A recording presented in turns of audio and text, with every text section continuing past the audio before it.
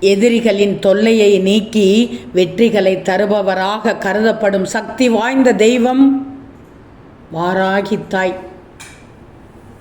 இந்த வாராகி அம்மன் ஒரு பன்றியின் முகத்தோடு வழிபடப்படுகிறார். இது வாராகாவில் இருந்து உருவாக்கப்பட்டவர் என்பதை குறிக்கிறது. திங்கட்கிழமைகளில் விரதம் இருந்து வழிபட்டால் மனநலம் தொடர்பான பிரச்சனைகள் நீங்கும் என்றும், செவ்வாய்க்கிழமைகளில் விரதம் இருந்து வழிபட்டால் வீடு, நிலம், வழக்கு போன்ற சிக்கல்கள் நீங்கும் என்று சொல்லப்படுகிறது. இந்த தாயை எப்படி வழிபட வேண்டும் என்று தெரியுமா? தீப ஒளியில் வாராகி தாயை தரிசனம் செய்து வழிபடலாம். விரதம் எப்படி இருப்பது தெரியுமா? திங்கட்கிழமை மற்றும் செவ்வாய்க்கிழமைகளில் விரதம் இருந்து வழிபடலாம். வாராகி அம்மனை போற்றி பாடல்களை பாடி வழிபடலாம்.